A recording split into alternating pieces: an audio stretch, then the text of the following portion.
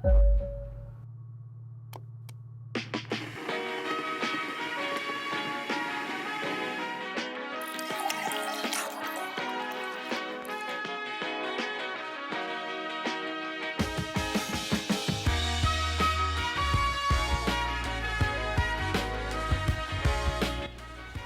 guys, welcome back to The Peter Lamil Podcast Part 2 masih bersama Stefa Yuiko. Dan kita akan ngomongin yang gak berhubungan dengan hukum lagi, tapi lebih ke hidupnya Stefa nih. Lebih ngomongin passion, kenapa dia memilih hukum dan lain-lain instead of music dan lain-lain. And then how to build your audience di Instagram, karena Stefa sendiri kan sudah memiliki audience ya yang cukup banyak lah di Instagram. Dan juga mungkin pesan-pesan untuk teman-teman milenial nih yang nonton, in deciding what to do in life if they have multiple passion or maybe lost in general. Jadi bakal kita kulik nih. Fa, langsung aja nih yang tadi aku mau nanya. Oh, sebenarnya sih udah dijawab ya di part, sebenarnya udah dijawab di part 1, kenapa kamu memilih hukum instead of music ya. Tapi ada gak sih momen yang benar-benar strike you, okay, I wanna be a lawyer gitu, atau gak ada gitu?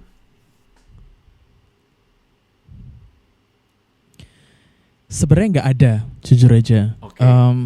Aku tuh terbiasa menimbang-nimbang kesempatan yang datang di hidupku tuh dengan sudut pandang seorang financial planner.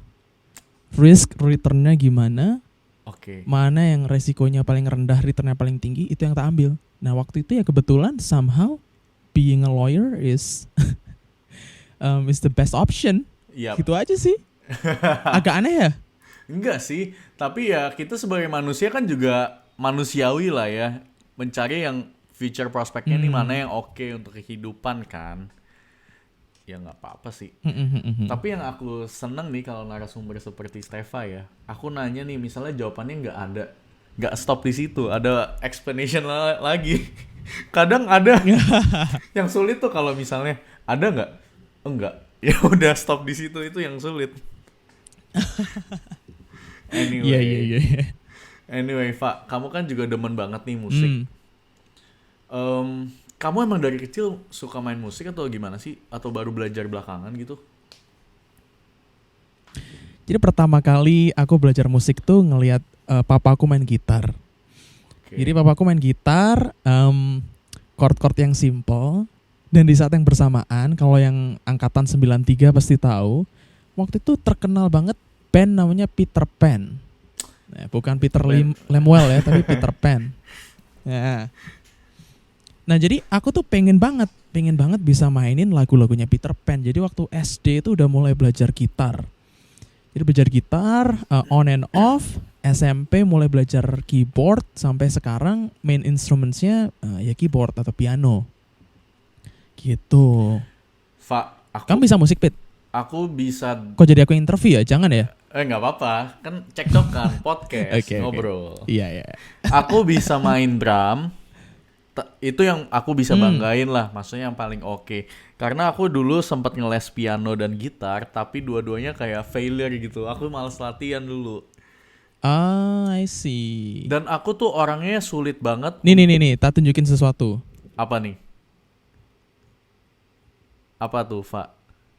Ini nih, sebelahku ada drum nih. Wah, tuh. Ini ternyata sebelah kiriku ada drum tuh. Di rumahmu itu tempat band ya, studio band ya. Iya, ini di studio ini. Wih, sedap. Kapan-kapan ya kalau kesini main drum. Wih, boleh banget. Tapi ya gitu, Fa. Jadi aku dan lagi kalau secara musik nih, aku tuh susah banget nangkep chord. Jadi kalau pakai feeling tuh paling sulit. Jadi itu yang aku struggle. Tapi nih ngomongin ke situ, Fa. Menurutmu nih, kamu tuh benar-benar pure hard work atau kamu memang ada talenta musik? Bener-bener nggak bisa dijawab. Karena kalau dibilang talents, terus nggak latihan beratus-ratus jam atau mungkin puluhan ribu jam ya by this time, aku nggak tahu apakah aku bisa seperti sekarang. Oke. Tapi juga aku nggak bisa ignore fakta kalau ada orang yang bilang udah latihan berpuluh-puluh ribu jam, tapi juga menurut dia nggak bisa main gitu. Jadi pasti kombinasi dari keduanya ya. Pertama ya itu talenta dari Tuhan, dan kedua ya itu bener-bener hard work. And I practice a lot. Oh gitu. Mungkin ya, aku nggak tahu ya. Mungkin aku bisa bilang di masa-masa ketika aku belajar musik, mungkin aku practice lebih banyak dari orang yang sekolah musik. Maybe loh ya. Oke, I'm not sure, berapa sih? tapi yang pasti Berapa aku jam? bekerja keras banget. Berapa jam kamu latihan? Dulu SMP itu waktu pertama-tama belajar main gitar, apalagi gitar listrik gitu ya, waktu belajar melodi, itu benar-benar mungkin at least 3 jam lah sehari. Wow. At least. Tiap hari itu ya. Setiap hari. Oh. Setiap hari. Tapi nih yang menarik, kamu bisa main piano, bisa gitar, bisa bass, bisa drum, bisa saksofon. Itu kan gimana gitu? Kamu juga ada kegiatan lain, ada sekolah, tapi kenapa bisa aja gitu, ada waktunya? Itu yang membuatku bingung sih. Aku juga bingung, nggak bisa jawab deh. Itu pertanyaan yang Artinya nggak bisa jawab dan kamu nggak bisa tak bertalenta jelaskan. juga gak sih? Elemen itu mungkin ada, tapi yang penting serius sih kalau aku bilang ya. Kayak setiap kali aku Oke. belajar sesuatu itu aku usahakan bener-bener serius. Aku punya goal untuk bisa sampai ke target tertentu. Kalau itu udah lewat, nah di situ aku baru bisa stop. Sampai target itu nggak Seriusan? tercapai, aku biasanya nggak stop. Oh, ambi juga ya artinya. Mungkin ya? aku orangnya begitu. Bener-bener Oke. kalau punya target tuh kayak I have to be able to gitu. Wow, ini yang aku belajar sih. Kalau aku biasa punya target ya linian sih. Oh, jadi kalau kamu harus dapetin itu ya. Wow, oke. Oke. Sekarang ngomongin ke Instagram nih. Gimana sih awal-awal kamu build audience kamu di Instagram? Jadi aku harus clarify dulu, tadi Peter bilang aku punya banyak fans gitu ya. Sebenarnya nggak juga sih, baru berapa ribu ya. Lumayan dong itu mah. 10.000 aja nggak nyampe. Tapi pertama kali aku upload memang kayak punya pikiran tuh Pete, kayak gimana ya caranya ngebangun audiens di Instagram. Jadi mulai dari yang setiap kali upload pakai hashtag banyak, atau terus akhirnya cuman biarin deh, yang penting aku upload sering aja gitu, musik-musik tertentu yang orang suka gitu, yang lebih populer. Tapi kemudian mungkin baru setahun lalu aku tuh bener-bener rebrand my Instagram ke musik. Jadi seorang pengacara yang suka musik. Oke. Jadi aku aku archive semua konten yang tidak berhubungan dengan musik. Terus aku fokus di musik. And it works. It actually works. Jadi aku punya target market, orang-orang khusus gitu ya, yang orang-orang ini aku pengen connect dengan mereka. Oke. Sehingga musikku harus begini. Jadi sebenarnya pertama aku define dulu target marketku siapa, terus aku fokus di mereka. Right. Jadi sekarang aku lebih bangga di follow orang yang memang musisi ternama atau penyanyi ternama. Boleh nggak dibanding sebutin siapa? Nambah kayaknya nggak usah ya. tapi by now aku cukup kayak bersyukur, maksudnya paling tidak udah kenal sama pianis-pianis terkenal di Indonesia, terus ya beberapa di mancanegara, dan itu lebih membanggakan dibanding misalnya aku nambah 500 followers gitu. Buat aku sih gitu. Kamu punya reward ibaratnya itu udah berubah ya, shifting gitu ya, dari yang tadinya angka menjadi lebih ke kualitas siapa yang nge-follow ya. Wow. Dan seringkali orang tuh termakan dalam pemikirannya sendiri, kalau the more numbers you have, the more satisfied you will be. In fact, it's the other way around.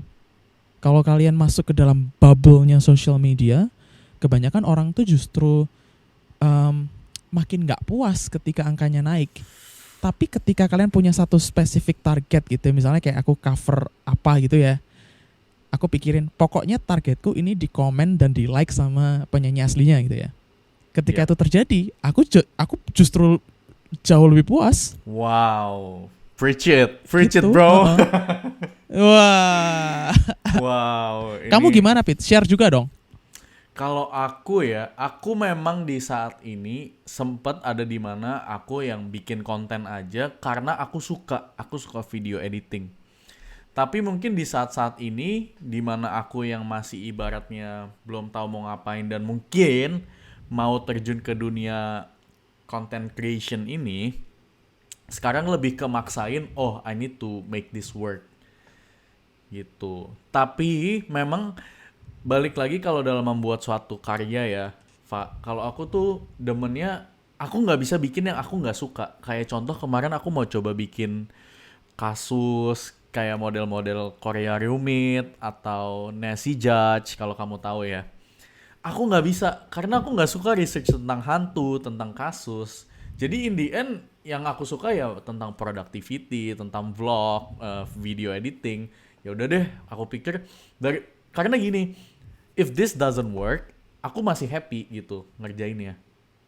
Ketimbang udah nge-research hantu nih, hantu apa aja, ada jelangkung, ada tuyul dan lain-lain, and does not work, itu aku nggak merasa dissatisfaction. Kalau aku gitu. Preach it, bro. Preach it. Gantian dong. Iya. Sebenarnya tujuanku nanya itu supaya aku bisa ngomong preach it aja sih tadi. Saya dasar. Mbak. Gitu. Oh, interesting. Iya begitu. Lanjut nih, kalau kamu ada nggak pesan untuk teman-teman milenial yang mungkin sekarang masih punya banyak passion tapi nggak tahu mana yang harus ditekunin?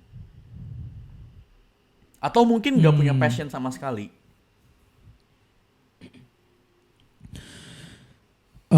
Aku sering dulu berkutat dengan pertanyaan ini buat diriku, tapi I came to this conclusion, which is this.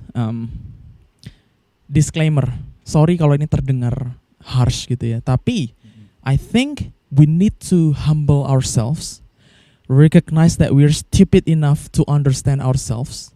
In fact, we don't usually understand how complex our minds and our hearts are, and how convoluted and how multidimensional the world is. Jadi, don't trust yourself too much. Don't. But keep comparing yourself with who you were yesterday, Wow. and keep striving for the best version of yourself. Because of this, if you're beneficial to the world will pay you to be yourself. Wow. So, wherever you are in the stage of life, read more, learn more. Itu. Preach it, bro. Ya dibales lagi. Balas lagi dong. Gitu. Jangan nanya aku ya. Udah cukup aku aja yang nanya sekarang. Sorry. Tadi bahasa Inggris nih, kamu ngerti nggak deh? Enggak, sorry. Sombong kali nih. Oke. Enggak, Peter pinter banget. Itu bagus banget sih advice yang kamu kasih. Karena memang betul sih kita sebagai manusia kadang kita nggak tahu apa sih yang terbaik untuk kita. Dan bahkan kita mungkin kadang bisa salah ya dalam menentukan isi hati. Jadi bener yang kata Stefa bilang, jangan compare ke siapapun, tapi compare ke kita yang hari sebelumnya. Apakah kita sudah menjadi lebih baik dan strive to be a better self ya. Wow. Fa, untuk menutup aja nih, karena obrolan kita udah panjang, hampir 1 jam. Boleh nggak Fa, kasih life quote satu aja, pegangan hidup kamu. Life quote pegangan hidup kamu. Take more responsibilities, do something meaningful and benevolent, not something convenient and expedient. Jordan B. Peterson.